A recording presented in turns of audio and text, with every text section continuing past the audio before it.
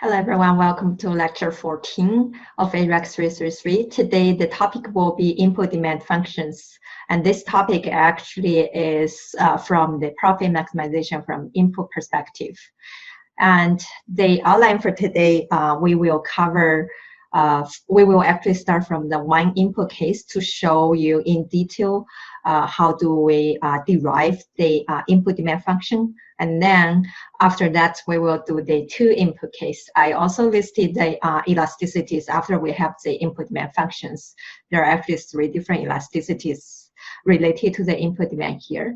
But let's say if we can get there. And finally, there's a conditional versus unconditional input demands. And for most of this lecture, we are actually talking about the unconditional factor demand functions. The suggested ratings are here, and I actually would recommend that you spend some time on deburring. And Rasmussen also have some nice points if you would like to spend some time there. As always, let's start with a single input case. When there's only one input there, actually helps you understand the concepts the best, and then later on we will translate to the two input case. First, what is input demand? So it's a demand for a factor of production, or as the name suggests, the input demand. It's similar to the demand for other goods and services. So if you remember from your Econ 101, and I'm sure that demand was covered there. So it's relationship between quantity and prices. So that's the demand relationship. And here we're talking about input demand. So the quantity is the quantity of the input. And price here, pay a little bit attention here. I set prices. So when there's one input, the price is relevant for input demand include both input price and output price. So this is a little bit different from the demand function that you learned from your introductory economic course. And again, here the quantity or the input or the factor of production used, we use our Euro notation X here. And you have to keep in your mind that in AREC 333, we are actually studying the demand for profit maximizing firms, or maybe sometimes cost minimizing firms. So the demand is actually the demand for those profit maximizing firms. This is very important because this is relevant for how can we get the input demand function. And this is a very important assumption, and you will see why in a moment. And before we get started with the input demand derivation, I actually have to make it clear here that input demand is different from the demand of other goods of services, is because it's a derived demand.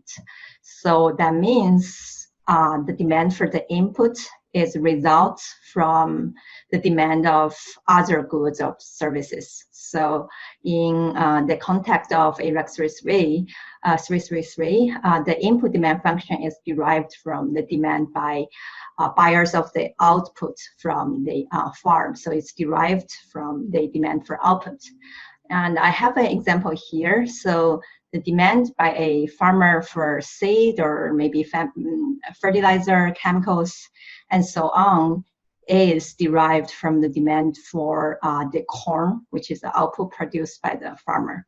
So I hope we're clear about this. And another point here is I find students always confused about demand and inverse demand. So let's spend a little bit of time here. Demand is where Q is your dependent variable, and P is the price of the quantity, the price of the good, which is the independent variable. So your quantity is a function of your price.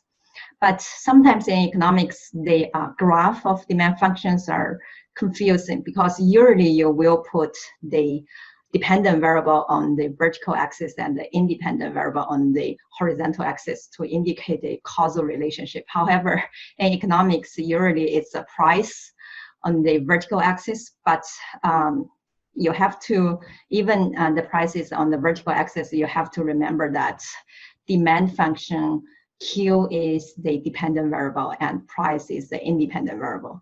And the inverse demand, actually, it's pretty straightforward from its name, is the inverse function of a demand function. So here the inverse demand, P, which is the price. So price is the dependent variable and Q is the independent variable. So when you are given a demand function, you can find the inverse of that function and write price as a function of quantity. Then you got inverse demand function. So this again is confusing sometimes. It's because how the graph of demand functions are usually given in textbooks. So what is input demand function? Remember here it's demand function, it's not inverse demand. So if it's a demand function, then quantity is on the left-hand side, which means it's a dependent variable. And in AREC 333, we use X to indicate that's the quantity of the input used. And remember that we mentioned the input demand is a function of prices, not one price. So it's a price of the output and also the price of the input. And this P and R are the letters that we used throughout the course to indicate that P is for output price and R is for input price. And don't get confused by this G here. That is just means it's a function because I already used the letter F there to represent the function. Or sometimes in our in this course, we use F to represent the production function. So here, I want to use a different letter to represent this is input demand function. And if you pay enough attention here, you will notice that this X, because it's a function of two variables, so two prices, then X is actually a three-dimensional concept. It's like the production function of two inputs or two variable inputs. Then you draw a surface and with your x1 and x2 on the horizontal axis and on the vertical axis, that's your y. So here again, this input demand function is a 3D concept. If you want to plot it, then if you put R there and P here, then your X is on the vertical axis. Then X is a 3D concept, not a 2D concept. Although sometimes we can fix one of them. Usually we would fix this output price. Then similar to what we have learned when we have a production of two inputs, if we hold one input constant, then the 3D graph is converted to a 2D graph. So similar here, if we fix this output price, then the relationship between our input demand and the input price, we can plot them in a 2D graph. So, but before we do that, I hope that you're clear that this is a 3D concept. Remember we said that the input demand function here in AREC 333, we impose an assumption that this is a demand for those profit maximizing, or you can add it here, cost minimizing. But let's focus on the profit maximizing firms first, or producers first. So if a producer wants to maximize profit, there are several optimality conditions. And one of the most important condition is the first order condition, which is d pi, if pi is for profit, over the x is equal to 0. And from there, we actually derived that the MVP, which is a function of x, equals to MFC. And this is from the input demand input perspective, so everything is written in terms of x.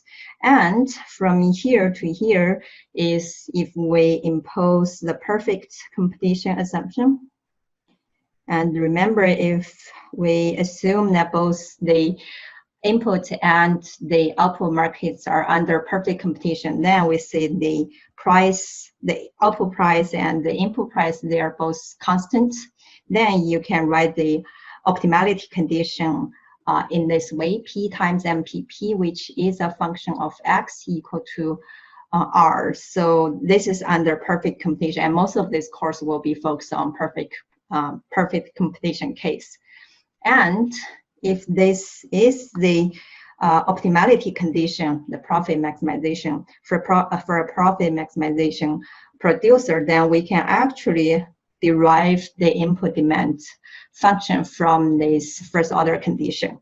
So our X is the inverse of the MPP, and that inverse is a function of the price ratio, so the input price over the output price. And let me actually, it might be a little bit difficult to understand this, or coming from here to here, but let me actually write the intermediate step is from here, we can get this MPP X is equal to input price over output price. And we actually spend a little bit of time discussing this condition in our previous lecture when we have the when we solving the profit maximization problem for one input case. So this is a case, and usually you can written usually you can write this MPP as a function of X, and if we have our Euro production function, which I think is 6x squared minus x cubed, then our MPPX is 12x minus 3x squared. So you can write this as a function of R over P, and then you can actually solve this X as a function of R over P. Then that is your input demand function. So it sounds very straightforward, and sometimes we just write this X as a inverse of the MVP, is because here this under the perfect competition we can write MVP as P times MPP. However, if it's not perfect competition, then we cannot write it that way, and then it is just MVP as a function of X. And here it's actually assuming that this is there's perfect competition in the factor market, so that your marginal factor cost is equal to R. Okay, so let's use graph actually to explain the idea here. So what is the input demand function in this graph? So usually, as I mentioned, that the input demand function is a 3D concept. It's a function of R and P. And if we want to plot this input demand function, then we need to do a 3D graph. However, if we fix the output price, then we can plot the quantity of the input as a graph of the input price. So this is sometimes more intuitive, because if we want to plot a demand function, we usually want to plot the price of that either input or output. So here we're studying the input demand, so we want to put the price of the input there, and we want to put the quantity of the input on the horizontal axis. So again, here in economics, usually it's a price on the vertical axis. So how do we get the input demand function in this graph? So again, this is the MVP, AVP, MFC graph that we got from the one input profit maximization problem. And if you don't remember the details of this graph, then it's probably a good time to go back and check how we get those curves. So this one again is P times MPP. So remember, if we have a production function of that, then Y is there, X is there, and you can plot the derivatives of this TPP or this production function at every input use case, and you will get that's your MPP. And if you scale that MPP by the price, output price P, and if P is greater than 1, then that is your MVP, and at the same time, your vertical axis becomes a value because you're multiplied by the output price. So that's your MVP. It's similar with AVP and MFC. So remember, the input demand function is actually derived for a profit maximizing producer, and we did use the condition P times MPP X equals to MFC. And this, you can further write it, is MVP equals to MFC. So this is a condition, the first order condition for the profit maximizing producer. And if we find out this is a condition, and you do keep in your mind that if you want to plot your quantity as a function of your price, you don't want just to plot one point of a given input price. You want to vary your input price and then see how the demand for that input change. If that's the case, then we want to vary this MFC, which is R, which is the input price. So we want to vary this MFC and see how our quantity of input use change. And keeping in your mind that this is for a profit maximizing firm, so this condition has to always hold. So if we have the input price here, this blue line here, then the point MFC equals to MVP is actually here. And if we change it to here, then this is a point where MVP equals to MFC. And if we change a different input price, we get here. And you will notice that this demand for input, if you keep track of all those points, is actually the MVP curve. Or if I want to be more rigorous, it's part of the MVP curve. The question is which part? And that actually have something to do with the 3 stages of production that we covered earlier in this course. So remember, this is the point where it separates the first and the second stage. So at this point, your AVP is reaches its maximum, and MVP equals to AVP.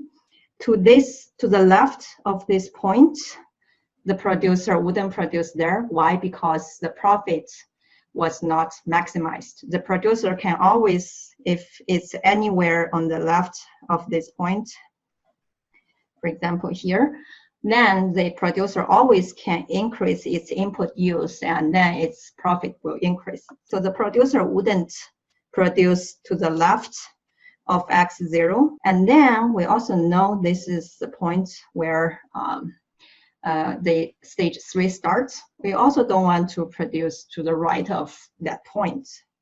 It's not economically optimal to produce there. So the portion where the producer will produce is actually between the second and the third stage.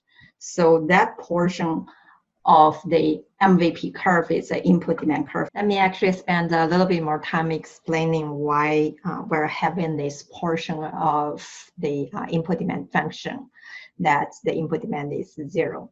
So this is actually related to the economic regions of production that we covered for profit maximization for one input case. And actually, let's assume this is the MFC. And this one, let's call it R1. So that's the input price related to this MFC. And for that MFC, we can see this MFC, this R1, is greater than this R0, right? So for any R1 that is above R0, then what's going to happen? We can say that MFC curve is always above AVP curve if R1 is greater than 0. And why is that related to input demand of 0? So the reason is because here, this MFC curve, you can say for any input use, let's say this is an input use. Okay, this is X1. And for that X1 use, if there's input use. So if for that X1 use, this whole area,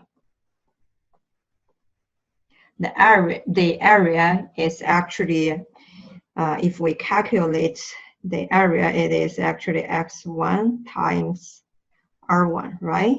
And that is your total factor cost, if you're assuming there's no fixed cost. So that's your total factor cost. And what is your total value of product? Your total value of product is actually here. So this point is where your AVP for this input use, that's your AVP.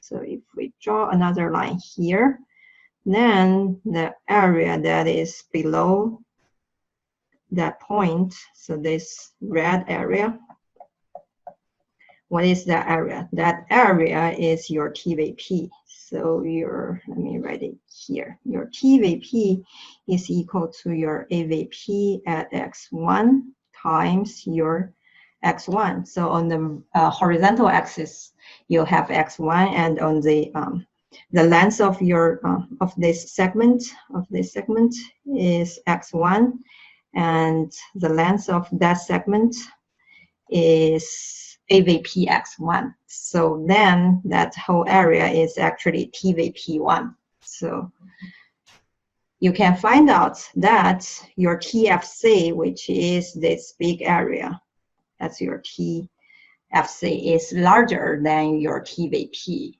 And what does that imply? That implies that your profit is negative.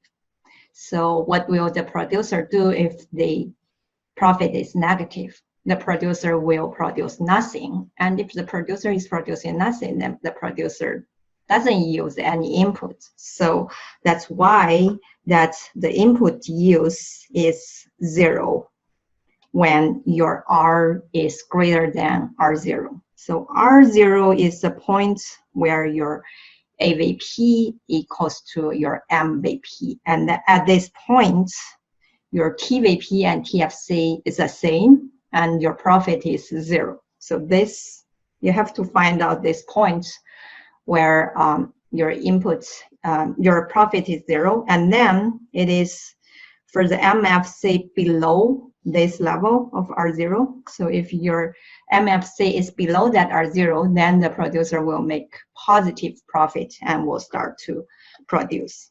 So I hope that's clear. Okay, so DeBerding, this is a graph from DeBerding, and he actually explained the same idea I have just explained to you.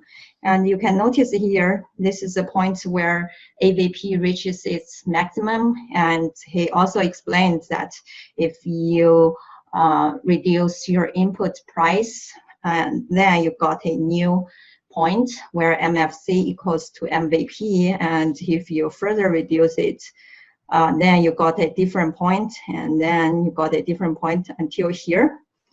So this is from DeBerding. If you're having a difficult time understanding how we get the input demand function in this graph, then you probably should read the section where DeBerding described this process. And I have to remind you that DeBerding doesn't have that portion, but if you want to be rigorous, that portion should be part of your input demand function. Let's actually go over the steps of getting an input demand function if you're given a production function, the input price, and the output price.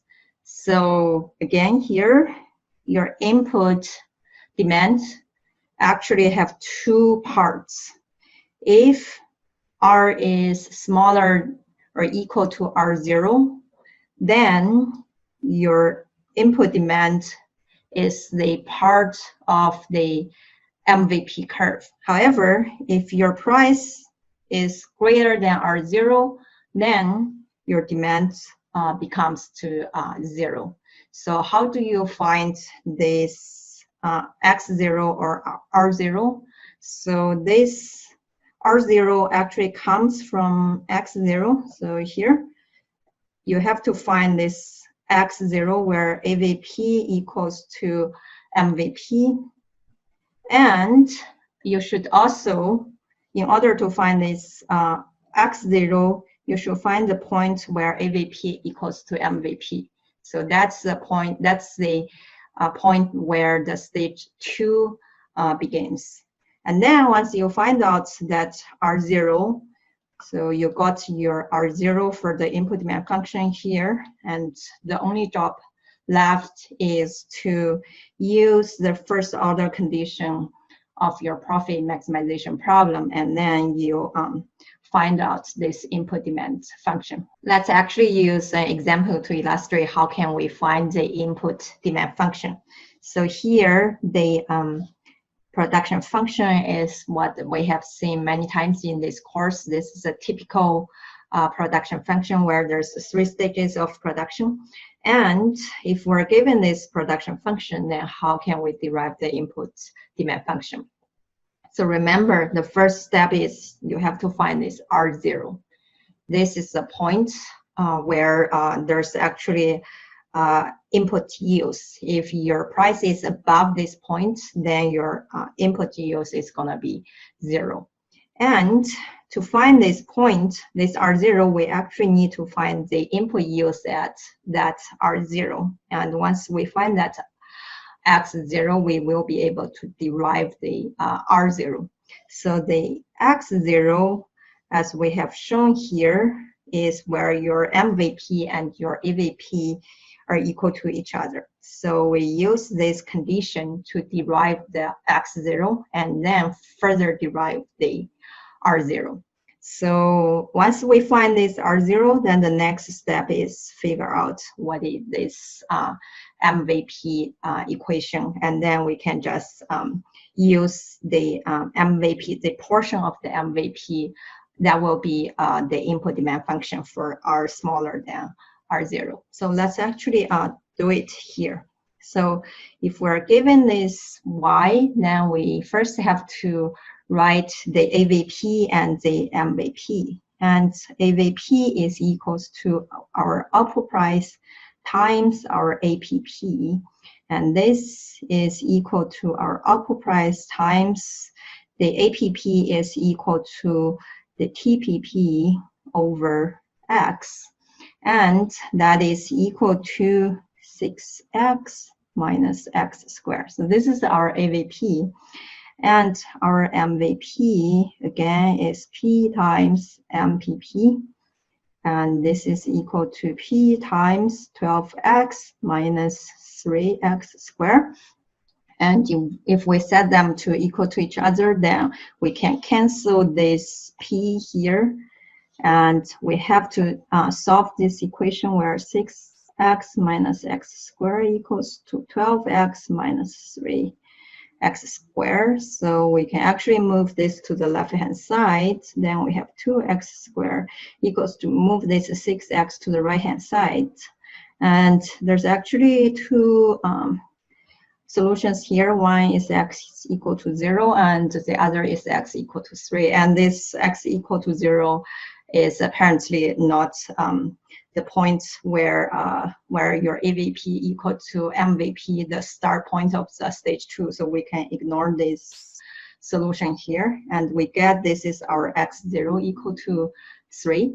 And how can we get this R0 from this x0 equal to 3? Remember, at this point where x0 equal to 3, we have the relationship of AVP equals to MVP equals to MFC.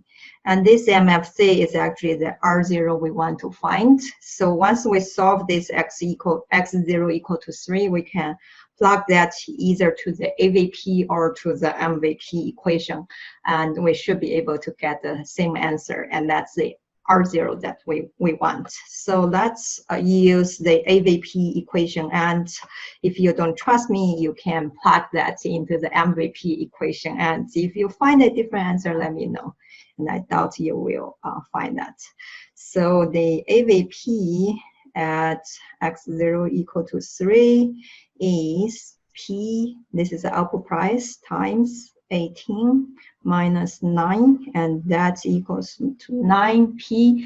So this is our R0. So now we get our R0, which is 9P. The next step is find our MVP equation and then solve X as a function of R and P, and we have to inverse the MPP function to be able to get the input demand function. So again, MPP is equal to 12x minus 3x squared. So that's the MPP, and we have to use this first order condition to derive the input demand function for this portion. Okay, so we have P times 12x minus 3x squared equals to R. So that's the equation we have to solve to get the input demand function. So the goal is to write X as a function of P and R. So now we have minus 3x squared plus 12x minus R over P equal to 0.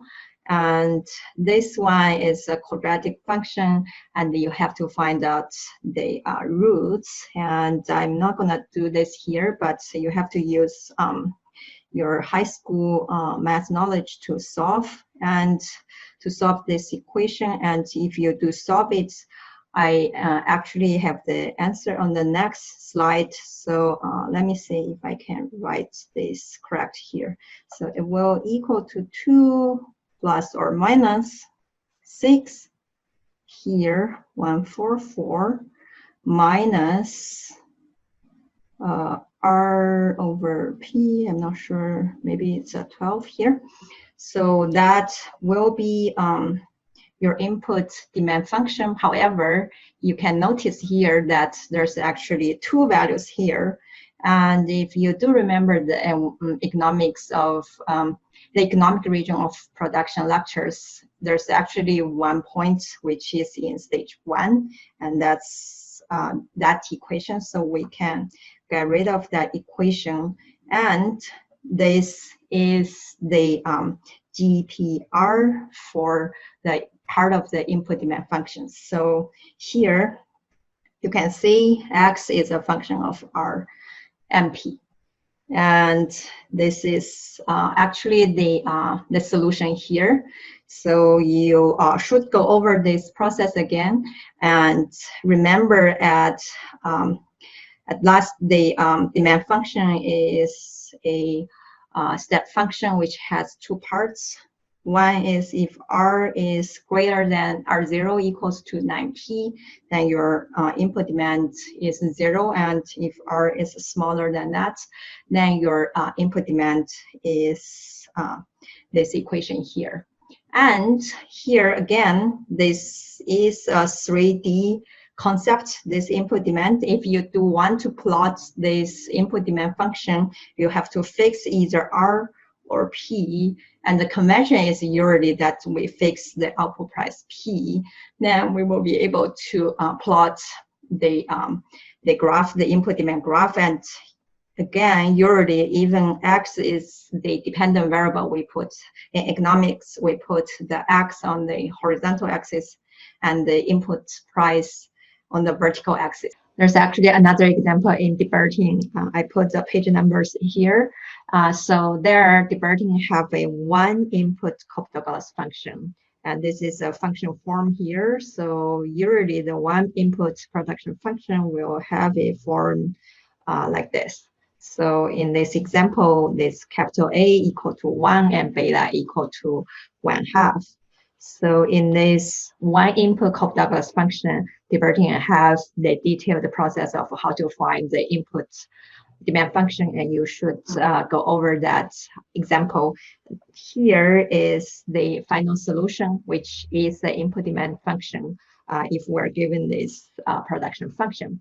And you might be wondering here that this production function, we don't have the step function. So in the previous example, we have something like this. However, if you were given a Cobb-Douglas function, actually your input demand function is either is not a step function. And that is actually related to actually the MVP and AVP of Cobb-Douglas function. So it's a property of Cobb-Douglas function. I actually have the graphs of MVP, MFC, and AVP here. You can notice that for a Cobb-Douglas function, AVP is always above MVP. And we know that for a profit maximizing producer, it wants to produce where MFC equals to MVP. So that at that point, and if this, so right now this blue line is the is the MFC, and let's call this R1 here. So at that input price level, we can find that the AVP is greater than the MFC. So that means the profit is positive. So we always have the positive profits. And it turns out that the input demand function is actually the entire MAP function. So again, if we are giving a Cobb-Douglas function, then our problems are usually easier to solve. Let's continue with the two input case. So again, in two input case, the input demand is still a relationship between quantity and prices. However, one thing you need to notice here that the prices is different from the one input case. So I actually highlighted here in blue, but first, the prices include the input price. Here I put another word, own input price. So again, if X1, input 1 is the input that we're interested and we want to find out the demand function for X1, then the input price for X1, R1 here, we call it own input price. And this input demand for X1 in the two input case is actually also a function of the price of other inputs. So here in the two input case, there's only one other input, R2. However, if there's a multiple input case, then this input demand for X1 also depends on R3 until Rn, if we assume we have n variable inputs. So here, this other inputs, they can be substitutes or complements. And this is important for the two input case. Later on, we will know why that's important. And also, similar to the one input case, the demand for X1 also depend on the output price. So the quantity still we put X here. Actually, this should be X1 here. So if we're finding input demand for X1, and then for the first input, then we use X1, and if it's for the second input, then we have X2 here. So in the two inputs case, we actually have to solve the input demand functions for both X1 and X2. And it is similar to the one input case. We are interested in the input demand for profit maximizing firms, which means that we have to derive the input demand functions from the first order conditions of a profit maximization problem. So there are two conditions for profit maximization. And this is different, and you have to keep in mind that there's two conditions here. And these conditions are actually the condition when we assume there's perfect computation in both the input and output markets. So I just write this P times MPP1 equals to R1. And to make it more intuitive, I put x1 and x2 here to make sure you understand that MPP1 is a function not only as x1, but also a function of x2 in most cases. And similar, MPP2 is also a function of x1 and x2. So you can notice here that we have two unknowns, which are x1 and x2, and we also have two equations here. So at the end, we will need to use both conditions to solve for x1 and x2. And this is important, and I will explain in a little bit why you need both equations. If you don't use both equations, then what input demand function, or is that even an input demand function, what will you get? So if we solve those two conditions, then again, what you should get is your quantity is a function. So here I use G1 and G2 to differentiate. There's two input demand functions here. So function of output price on input price, and also the input price of the other input. And for x2, it's the same. It's a function of output price R1 and R2. So if in assignment or during the exam, I ask you to write the input demand function, after you think you find the solution, you should always check, is your input demand function, is your x1 or x2 here functions of P, R1 and R2. If in your solution you include x1 and x2, so for example, your demand for x1 include x2, then you're not done, you did something wrong. So you have to always check that the input demand is a function of prices, because here for demand relationship is a relationship between quantity, which is a dependent variable, and prices, which are the independent variables. Before we actually attempt to solve for the input demand functions, let me actually make it clear the difference between different runs of the functions. And because soon you will realize that it's very easy to confuse between different runs. So this is for two variable input case. This one, if we have two variable input case, this one in blue is usually the production function that we see. So if we have x1 and x2 as variable inputs, and then x3 till xn, we say those are the fixed inputs, and we usually put that after the conditional on sign. And sometimes we write this as fx1 and x2 just for notational convenience. However, you should always remember that there's x3 till xn, those are the fixed inputs. So if that's the two variable input case, then if we, based on this production function, conditional on x1, so this function here is what I call the shortest short run. So this one is, we say, okay, we have two variable inputs. However, we want to temporarily put x1 fixed. Once we put x1 fixed, then we actually only have x1 on the left of this conditional sign.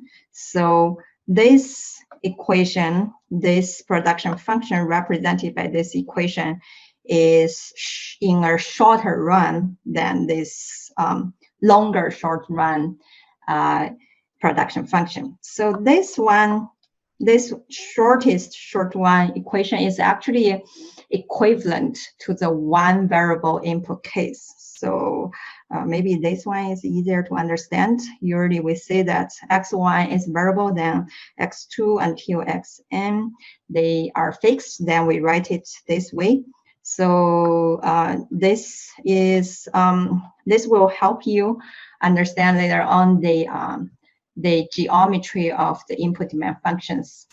So again, then if we have all of the inputs are variable, we are in the long run. So this is the production function for the long run, and this is a longer short run. Those two, once we have two variable inputs, if we want to temporarily fix one input, then we actually in the shortest short run.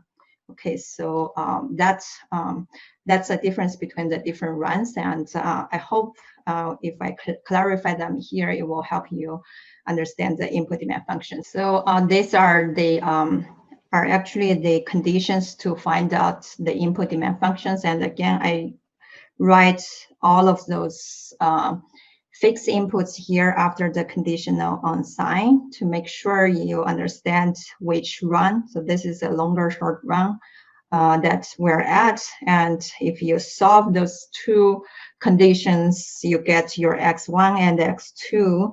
Again, they should be a function of p, r1, and r2. Then through x3 to xn, those are still fixed. Let me use a Cobb-Douglas function example to illustrate why I'm emphasizing that you have to differentiate between different runs. So here we have the production function, the Cobb-Douglas function. We can find out the MPPs, and further on we can write the profit maximization conditions, those two conditions. Then based on those two conditions, you will try to solve your x1 and x2 to find your input demand functions. However, sometimes students will, for example, start working with this condition. Let's write it here. So this is your, actually I put this P to the right side. So we can actually, so we put that P to the right side. Then we have this MPP equals to MPP1 equal to R1 over P. That's one of the profit maximizing conditions. So again, here, this is MPP1, similar here, it's the same there, and equal to R1 over P. And then student will start to solving for this X1 using this equation. So if you work on that, and then you find out a condition. So X1 is a function of price, output price, own input price. However, you have to pay attention here. There's an X2 there. So if we write this mathematically, X1 is, so here I use a different letter to represent this function. I use H to differentiate it with the G, which is the real input demand function. So here, X1 is a function of R1, P, and X2. So that's what you got from this equation. And this is not the input demand function that we're trying to find, but I can explain what, if you solve this X1 as the equation of R1P X2, then what did you find? And you actually have to do more steps to find out the real input demand functions, but let me explain what you find for this equation. Again, in order to plot the demand functions in 2D graph, we usually put, in economics, put the quantity on the horizontal axis and the price on the vertical axis. And let's use input 1 as an example here. So X1 is here, and usually we will put R1 here. And if we look at this equation that we have just solved, which I mentioned is not the input demand function yet. So this equation, we actually, X1 is a function of R1, P, and X2. So this, we need a 4D graph to plot this function. In order to put it in a 2D graph, we have to fix some values. And again, we're mostly interested to put the price of this input itself here, so the own input price here. Then we will put P and X2 fixed. So if those two are fixed, then we put them after this conditional sign. Then here we have X1 as a function of R1. Okay, so if that's the case, then we will be able to plot X1 as a function of R1. I will stop here today. Next lecture, we will continue with the two input case.